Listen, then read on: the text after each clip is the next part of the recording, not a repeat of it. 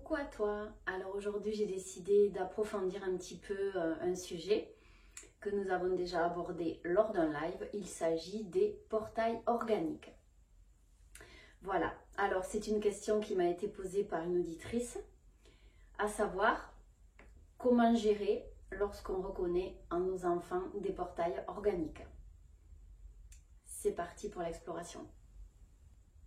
Alors, la première chose qu'on pourrait dire sur le sujet, déjà, c'est de bien distinguer un enfant qui est réellement portail organique et un enfant qui est en mode déconnexion volontaire de lui-même pour ne pas souffrir.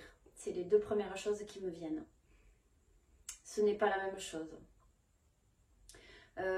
Parfois, on peut entrer dans un mutisme assez prononcé, justement pour éviter la souffrance, pour éviter d'avoir à se confronter à quelque chose qu'on ne sait pas gérer émotionnellement, notamment.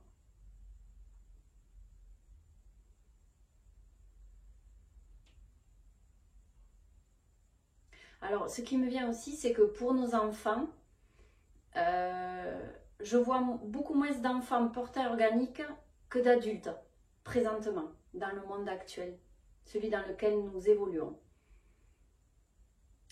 Ce que je perçois, c'est vraiment des enfants qui s'incarnent pour justement réveiller leurs parents. C'est quand même assez frappant.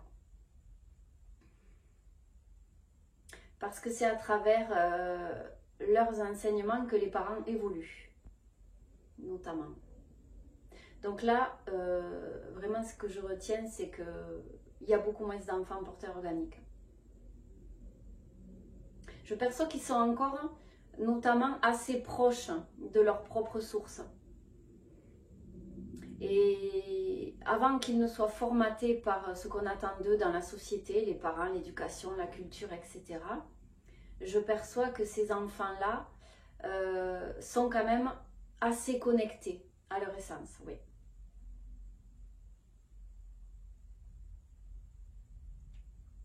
Voilà, ça déjà c'est pour situer un petit peu ce que je perçois. Donc ils sont vraiment pas majoritaires par rapport aux adultes actuels. Maintenant on va aborder le cas d'enfants, du coup, qui sont portails organiques. Alors pour ceux qui sont portails organiques, de ce que je perçois là, c'est un choix de leur part, délibéré, justement pour ce que je viens de dire également, le même objectif.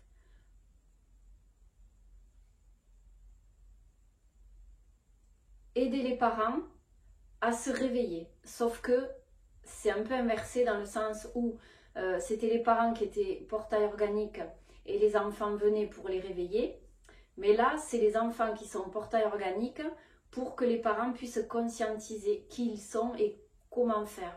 Voilà. Donc il y a un effet un peu inversé, ouais.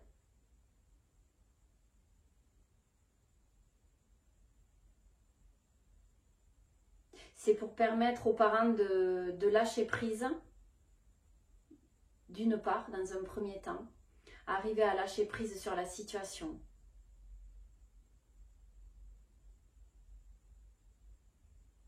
Et en second lieu, c'est justement pour aider ces enfants à se reconnecter à qui ils sont. Donc il y a vraiment deux volets là dans ce cas. On va commencer par le premier. Donc un parent qui serait face à un enfant qui est portail organique, ça lui permet de lâcher le contrôle, de lâcher les attentes, toutes les attentes qu'il pourrait avoir envers l'enfant et tout ce qui le freine quelque part. Parce que quand on a des attentes, eh bien on n'avance pas, on stagne et ça peut déclencher des émotions comme de la colère, de la rancune, une incompréhension, une injustice. Le but, c'est que ces parents arrivent à comprendre que leur enfant ne leur appartient pas, qu'il n'est pas le leur. Ils l'ont mis au monde, ils lui ont permis d'avoir un corps, mais c'est un être à part entière. Et ils ne sont pas responsables de l'évolution de cet enfant si ce n'est qu'ils sont responsables en tant que parents pour lui assurer la sécurité, les finances, etc. jusqu'à ce que l'enfant soit autonome. Mais ils ne sont pas responsables du plan d'incarnation de l'enfant. Voilà, c'est ça que j'ai. Donc c'est vraiment pour leur faire comprendre que chacun est indépendant et a une incarnation à vivre, même si cela ne correspond pas aux attentes de l'autre, des personnes qui vivent autour. Le but, c'est d'arriver à lâcher prise et à respecter le cheminement de chacun. Et là, j'ai la dimension de la tolérance qui me vient. Voilà, ça c'est pour le premier volet. Ensuite, le deuxième, j'avais dit qu'il y avait des enfants qui venaient en tant que portail organique pour que leurs parents les aident à se reconnecter à qui ils sont. Alors, c'est une expérience de vie comme une autre. Il y a des possibilités multiples. Là, j'ai pris les deux premières qui me venaient.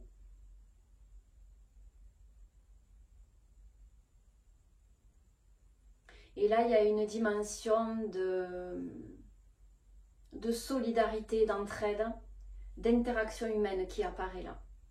C'est-à-dire qu'avec l'aide de l'autre, avec l'empathie, l'amour que diffuse l'autre vis-à-vis de moi, ça va me permettre de me reconnecter à qui je suis. Voilà.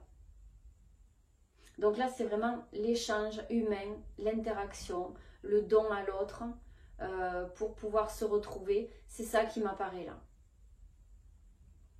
Donc là, dans un cas comme celui-là, le parent doit faire preuve de, encore une fois, de lâcher prise, de compréhension, de douceur. Et même si c'est pas facile, essayer de parler avec l'enfant, essayer de l'inciter à se connecter à des choses simples qui pourraient le ramener à lui-même. Des choses simples comme par exemple une connexion à la nature, une connexion à sa créativité par le dessin, par la musique, des choses comme ça. Et c'est ça qui pourrait aider l'enfant avec une énergie qui est mise en mouvement à l'intérieur de lui, qui pourrait être mise en mouvement avec une autre énergie, ainsi de suite. Et petit à petit, l'énergie créatrice le connecterait à l'amour de la musique, par exemple, ou à l'amour du dessin. Et l'un dans l'autre, finalement, c'est l'effet papillon. Il pourrait petit à petit retrouver de la lumière, petit bout par petit bout. Voilà ce que j'ai. Alors là, le rôle du parent, ça serait bien sûr d'accompagner l'enfant avec bienveillance, le plus de lâcher prise possible, le plus de tolérance possible, même si pour lui ça semble inacceptable, même si c'est très compliqué à vivre, c'est justement un très grand défi pour le parent également. D'arriver à accompagner l'autre dans son plan d'incarnation, même si c'est difficile pour nous, même si on se dit que c'est pas normal, on se dit que c'est pas juste, on comprend pas. Parce que tout a une raison d'être. Et si cet enfant doit vivre cette expérience, alors le parent doit être là pour l'accompagner. Il n'y a pas de hasard. S'il est là, de toute façon, c'est que ça devait se vivre comme ça. Chacun a quelque chose à comprendre et à vivre à travers cette expérience. De ce que je perçois, oui, c'est quand même pas une majorité de cas, hein, c'est ce que j'ai là, sous les yeux. C'est pas une majorité de cas, vraiment. Je vois que c'est même minime, des enfants portails organiques.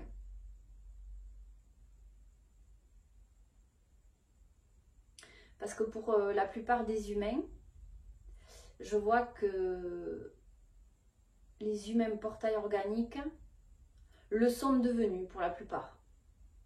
Ils se sont déconnectés de qui ils sont, de leur essence. Ils le sont devenus parce qu'ils se sont perdus dans l'incarnation. Ils ont vécu beaucoup de souffrances, beaucoup de traumas. Ils se sont égarés dans tout ça au lieu d'essayer de se retrouver, de se reconnecter. C'est pour ça que je fais un parallèle avec les enfants.